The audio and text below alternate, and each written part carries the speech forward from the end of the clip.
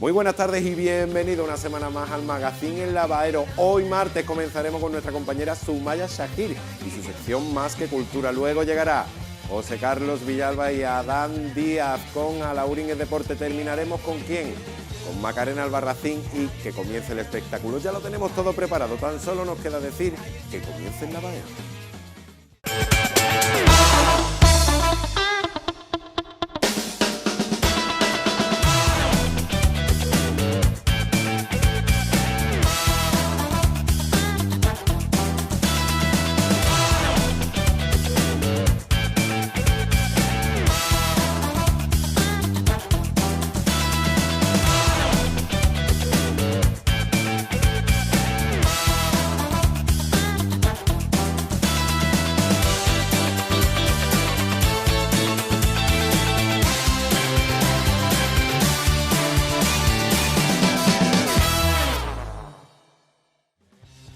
Sumaya Shahir es la encargada de abrir nuestro magazine cada semana con su sección Más que Cultura. No perdemos más el tiempo, dejamos muy buena compañía con Sumaya y Más que Cultura.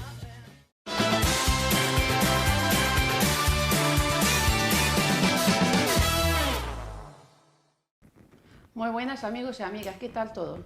Bienvenidos una semana más a Más que Cultura, del magazine El Lavadero. Gracias Valle por darnos paso. Pues bien, después de estos días tan feriados de la Feria de San Juan, volvemos a retomar nuestra sesión de Más Cultura. Y hoy tengo un placer de tener un gran profesor investigador de ciencia de literatura hispánica. Está aquí conmigo, que ha venido desde la ciudad de marroquí, de Tetuán, para hablarnos de estas investigaciones suyas y de los libros y sus obras publicadas. Mostafa Adila está aquí para hablarnos y compartir con nosotros todas estas cositas. Le damos la bienvenida a nuestro invitado. Bienvenido, Mostafa, ¿qué tal? Muchísimas gracias, muy bien, me alegro de estar aquí, gracias por la invitación. Es un orgullo tenerte aquí. Igualmente, yo digo igualmente porque es un programa que se preocupa por la cultura, por los asuntos culturales. Y que lo sigáis desde Marruecos, hay que reconocerlo. Sí, hay que reconocerlo e impulsarlo también, ¿no? Por eso. Muchísimas gracias por seguirnos y por aceptar esta invitación. Muchas gracias. Mostafa, yo voy a decir poquitas cositas en breve palabras de tu currículum, que es muy grande, muy largo. Ya. Profesor, investigador de la Universidad de Sidi Mohammed bin Abdelmalek de Faz, director del Departamento de Lengua y Literatura Española, miembro del consejero sector de la Facultad de Letras y Ciencia Humana de Tetuán, etcétera, etcétera, coordinador, haces conferencias, que es muy largo tu currículum, no haría falta una horita más para leerlo. Cuéntame, Sí. ¿En qué momento decides investigar? Bueno, es un poco difícil de decirlo, ¿no? Cuando nace ese deseo de investigar, ¿no? De dedicarse a la investigación, pero se puede decir que fue cuando inicié mi carrera de hispánicas, de estudios hispánicos. Entonces, lógicamente, ya te vas metiendo en el mundo de la cultura hispánica y, por supuesto, una de las cosas que se hacen durante estos estudios de la universidad, pues entonces se hacen trabajos y a partir de esos trabajos ya se llevan a cabo trabajos de mayor envergadura, ¿no? Investigaciones, tesis de licenciatura, tesis de tercer ciclo, de doctorado, etcétera, etcétera. Y hay que decir una cosa, que como profesor de universidad, ¿no? Una de las responsabilidades que nos dan, ¿no? Es impartir clases, formar a, digamos, promociones de licenciados universitarios, doctores, etcétera, pero sobre todo a investigar. Es decir, un profesor en la universidad no está solo para dar clases, sino para investigar y publicar. Averiguar dónde proviene a los temas que uno digamos, se siente más atraído, ¿no? A mí, por ejemplo, me he dedicado mayormente a la investigación sobre temática hispano-marroquí, todo lo que es un poco la cultura marroquí española, esos capítulos de en lo que yo llamo historia compartida, ¿no? Hemos tenido muchos siglos de compartir una historia común y entonces eso ha dejado mucho reflejo y ha dejado mucha huella, exactamente, en distintos campos, en la historia, la cultura, la lengua, las costumbres, etcétera. Yo me he dedicado justamente a orientar mis investigaciones sobre eso, esos temas comunes, mayormente centrados un poco en la historia compartida, ¿no? Pero una historia compartida que se centra también en asuntos positivos, no de diálogo entre culturas, no de confrontación, sino de diálogo. Lados positivos que nos enriquecen, ¿no? Sí, que nos acercan, que nos hacen entendernos y de dialogar. Exacto, ese es un poco el tema. Mustafa, como nosotros somos de Marruecos y sabemos que somos siempre el primer lengua nuestro es materno, es el árabe y luego el francés. Luego nos dan la opción a elegir el inglés o el español. ¿Por qué eliges en tu momento el español? ¿Será por tu circunstancia porque eres del norte? Bueno, en parte sí, voy a decirlo sí, porque yo soy de una generación que, bueno, en sus años de infancia, pues oía hablar español. Por la cercanía al norte de Marruecos. Por la cercanía, porque había una comunidad española también importante, numerosa, en Tetuán, en Tánger, etc. Eso fue lo primero, pero luego ya, por eso, me gustó, digamos, guiarme mis estudios hacia lo hispánico a partir del conocimiento de la lengua y de la cultura española. Y claro, además... Te decantaste por el español porque ya tenía conocimiento. Por supuesto. Y esta cercanía con su gente, ¿no? Sí. Te voy a decir una cosa. Una de las primeras obras que yo leí, yo todavía pequeñito, fueron, digamos, unos cuentos de la Alhambra. ¿De la Alhambra? Sí. Qué curioso. Yo te lo digo, yo con pocos años ya mi padre me obsequió con un pequeño librito, sí, en español, un libro dedicado para los niños y una colección infantil. Un cuento, digamos. Sí, cuentos, leyendas de la Alhambra, era de una edición arreglada del famoso escritor norteamericano Washington Irving, y entonces sacaron eso. Y entonces mi padre me la obsequió.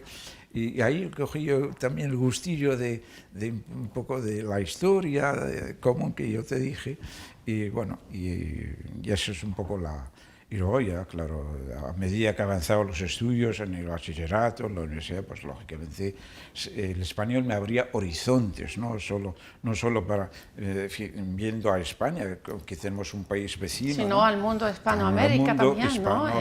Todo para adelante español. Hispanohablante. Que no solo se centraba en España. No, de España y del mundo hispanohablante donde sea. Es decir, he ido, por ejemplo, hasta como dicen, el Cabo del Mundo, como dicen los propios chilenos, ¿no? Fíjate dónde está Chile. Y yo me comunicaba en español, impartía conferencias en español. Y eso ya, digamos, es un plus que he podido, digamos, asimilar bien y aprovechar, y también muchos de mis colegas, etcétera, abiertos a España. Pero España, es decir, es como un puente para... La puerta. Para en entrar. La puerta, exacto. La que se abre y se extiende uno y sale, ¿no? Efectivamente. Bueno, profesor, investigador, ya bien como tal lo ha explicado, vemos aquí el resultado de unas obras magníficas. Yo he leído el de la prensa, de ello vamos a hablar dentro de un rato, pero yo quiero que me digas un poquitín, una breve reseña sobre... los otros libros, y luego nos adentramos en el libro de la prensa española, que me llamó muchísimo la atención y yo lo recomiendo. Sí. Los otros libros que tú dices los publicamos hace pocos años, ¿no? En el 2010. Pero el contenido siempre... Sí, el contenido es un tema que nos toca de lleno tanto a los marroquíes como a los españoles en nuestra propia historia, ¿no? Esa historia común. Entonces, el tema central es eso, los últimos andalusíes que vivieron, digamos, en España, pero también pasaron a Marruecos. Entonces es un nexo y hay que trabajarlo, y lo estamos trabajando, y también nuestros colegas de la Universidad Española lo trabajan muy bien, que es el tema de los moriscos, la historia de los moriscos. Son andalusíes españoles por cultura, por etcétera, etcétera, y luego pasaron a Marruecos aportando esa aportación. O sea, que recoge todo el paso de estos andaluces que vivían aquí en España, luego se fueron a Andalucía con sus tradiciones, con sus costumbres. ¿No? Y una cosa acerca de estos dos libros, son actas de coloquios internacionales que he organizado con la participación de investigadores marroquíes, pero muchos españoles de varias universidades. De Granada, entre ellos. Y de Málaga también. Málaga. Y de Málaga, exactamente. De Sevilla y de otras partes, ¿no? También otros investigadores que nos han venido de Holanda, de Francia, de los países árabes. Entonces, eso ya con la intención de abarcar, digamos, visiones, ¿no? Que cada uno su interpretación, su lectura de esa historia. Y eso es lo interesante del tema, ¿no? Abre también cauces para futuras investigaciones, porque, vamos, esto está sobre la marcha, ¿no? La investigación histórica nunca se acaba, ¿no? Siempre aparece documentación nueva y lecturas nuevas. Investigación sobre investigación. Efectivamente, eso es lo interesante. La prensa de los españoles colaboradores en Marruecos. Sí. Cuéntanos. Ese libro me ha interesado particularmente porque leyendo, buscando, etcétera, pues me di perfecta cuenta de que ese tema casi nadie lo había tratado. Y yo me dije, ¿cómo no se ha tratado este tema siendo digamos, un asunto que toca de lleno a esa historia compartida española-marroquí? Yo te interrumpo y te voy a leer aquí porque lo he cogido de una entrevista tuya. Es un catálogo, dice así, es un catálogo sobre más de 1 millar de personas que tomaron parte en la fundación y desarrollo de la prensa española en Marruecos, desde aquel lejano año que no estamos hablando de ahora, 1860, con la guerra de Tetuán. Efectivamente. Sí, es eso. Este libro es una especie de catálogo, ¿no? Una especie de catálogo que recoge, digamos, un poco un listado de profesionales de la prensa, pero también colaboradores de la prensa, pero de la prensa española en Marruecos, ¿no? Que vivían... que vivieron en Marruecos o que no vivieron en Marruecos, pero colaboraban, es decir, enviaban sus artículos y se lo publicaban. Esto de la prensa, pues lo mismo abarca prensa diaria, como prensa semanal, como revistas culturales, etcétera, etcétera. Lo interesante del trataba varios temas. Claro, y lo interesante del tema es que la prensa española en Marruecos tiene una historia, como tú acabas de decir, desde 1860. Cuando el famoso escritor don Pedro Antonio Alarcón funda el primer periódico español en Marruecos, ¿no? El Eco de Tetuán, 1860. 1860 hasta, vamos a decir, hasta 1960 es todo un siglo de historia. Y a mi ver, a mi entender, este catálogo ha sido una aportación interesante porque en los catálogos de periodistas españoles que se hicieron aquí en España, buscas y buscas y a lo mejor te encuentras con 100... Eso iba a preguntar, ¿fue fácil conseguir todos estos datos, documentación? No. Ha sido un trabajo muy duro, porque he tenido que buscar a fondo en las hemerotecas. Y a través de contactos también, de contactos y de mucho estar en las hemerotecas, sacando colecciones antiguas y ir pasando y recogiendo nombres, apellidos, pero investigar, porque muchas veces te encuentras el nombre y el apellido, pero no existen datos.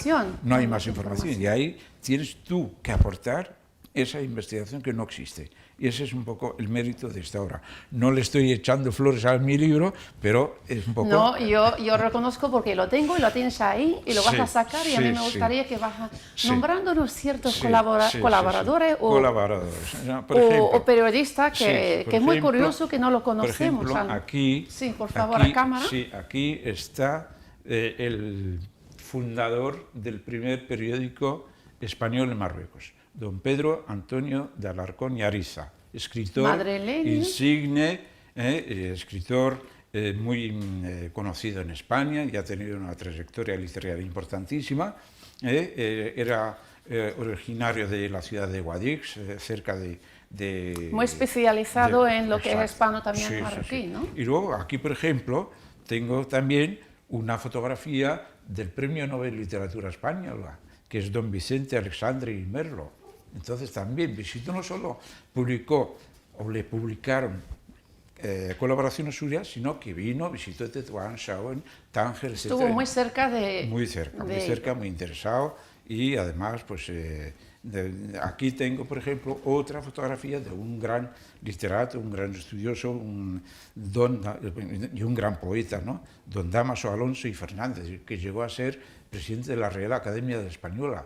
También hay publicaciones... Porque hay personajes, periodistas muy conocidos a nivel nacional y, ¿por qué no, internacional? Porque han salido fuera de, claro, de España. al mismo tiempo que estos grandes personajes de la literatura española, etcétera, hay también otros artistas españoles que colaboraron con sus colaboraciones, artículos, etcétera. Por ejemplo, sí, aportaciones. Por ejemplo, este famoso pintor español que vivió muchos años en Marruecos, que se trata de Mariano Bertucci y Nieto, muy famoso, muy conocido, fue también un colaborador y un corresponsal.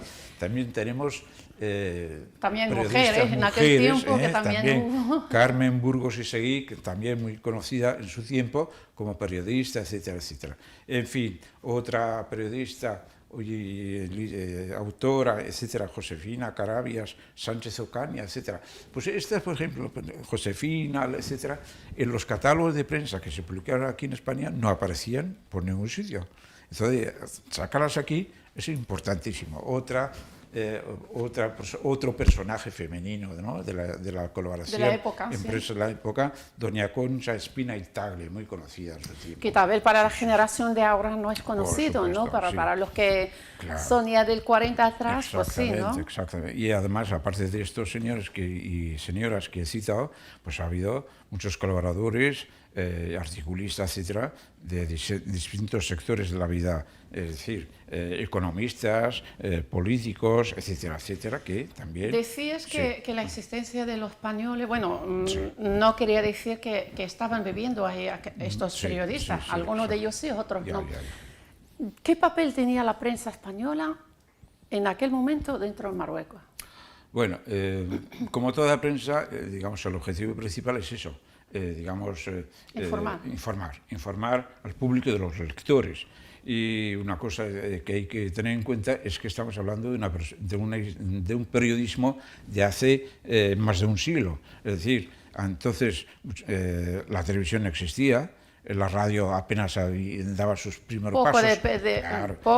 Tenía el privilegio de tenerlo. Entonces, el único medio para informarse de lo que pasa en el mundo o lo que pasa en el país era justamente el periódico o, por supuesto, la prensa de papel o la revista semanal o trimestral o lo que fuere. Entonces, esa fue, digamos, la importancia de este tipo de prensa. Y aparte de esto, hay que decir que los fondos periodísticos son importantísimos, digamos, son una documentación histórica. Esto se ha convertido en una prensa histórica. Pertenece a la historia. Pertenece a la historia. Quien quiera conocer, digamos, un poco, estudiar esa sociedad o ese país o esa ciudad, etcétera, en los medios de prensa, tiene que acudir justamente a las hemerotecas. Yo facilito el trabajo con este catálogo, a lo mejor un investigador se encuentra con un artículo firmado por algún personaje y no encuentra ninguna información, quién es, dónde ha estado, y además son, por ejemplo, las fichas que yo tengo aquí de estos periodistas, te puedes encontrar con que fue periodista en tal periódico. Pero no, sí, pero en 2 líneas. En 2 líneas o en media línea. No hay pero más. No hay más. Saben dónde proviene, quién exacto, era. ¿no? Y ni siquiera alude, por ejemplo, a qué formación tenía. Porque en periodística es una evolución, es una vida, ¿no? Hay que limitarse, se queda el límite, ¿no? Hay que progresar. Ha trabajado en muchos periódicos, en varias revistas, ha sido colaborador en más de una publicación periodística, etcétera. Entonces, es una trayectoria vital en lo periodístico. Esto es un poco lo que... Pregunté yo por el papel de la prensa, ¿no? Sí, sí. Entonces, obviamente, escribían en español. Sí. Sí, periódico sí, semanal, sí, algunos que salían cada 2 o 3 días, sí, sí, poco. exactamente.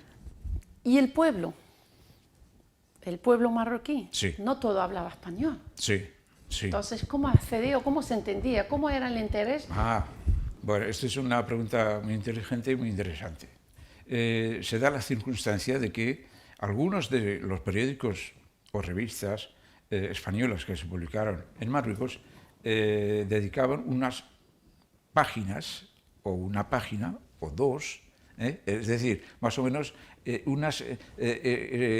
esas publicaciones eran casi una especie de publicación bilingüe, ¿no? Podíamos encontrar 5 páginas en español y 2 en árabe. Uno o dos en árabe. Exactamente. Bien pensado para los que no por hablaban supuesto, por español. supuesto. Y luego hay otra cosa, se da el caso de que, bueno, ya estamos casi en los años 50 del año pasado, del siglo pasado, perdón. Siglo pasado. Entonces hubo marroquíes que fundaron sus periódicos en español y en árabe.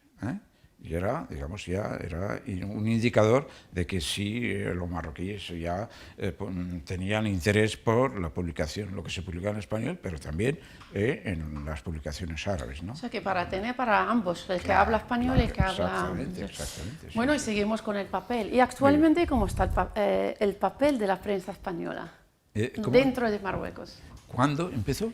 No, Actualmente.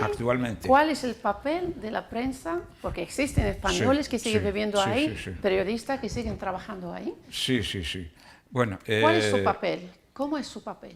Mira, actualmente en Marruecos, pues no existe publicación periodística en lengua española.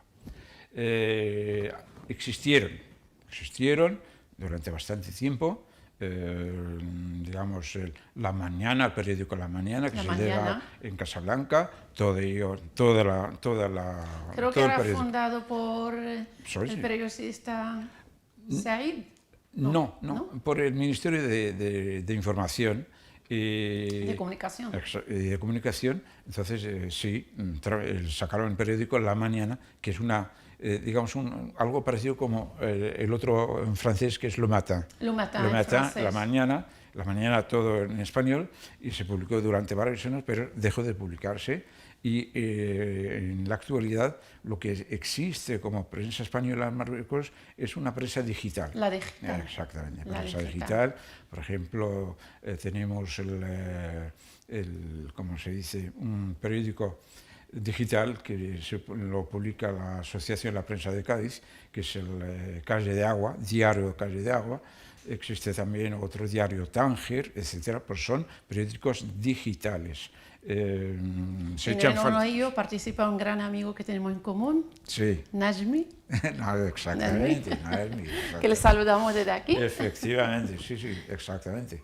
Y bueno, pero yo creo que sí, este campo tiene posibilidad de futuro, ya que la prensa en papel digital, pues... Hombre, hoy en día que el papel es poco, tanto ahí como aquí. Sí, y seguimos con este idioma que nos interesa a nosotros mucho. Muy ¿Cómo bien. está el español actualmente en las universidades? ¿Como profesor que eres?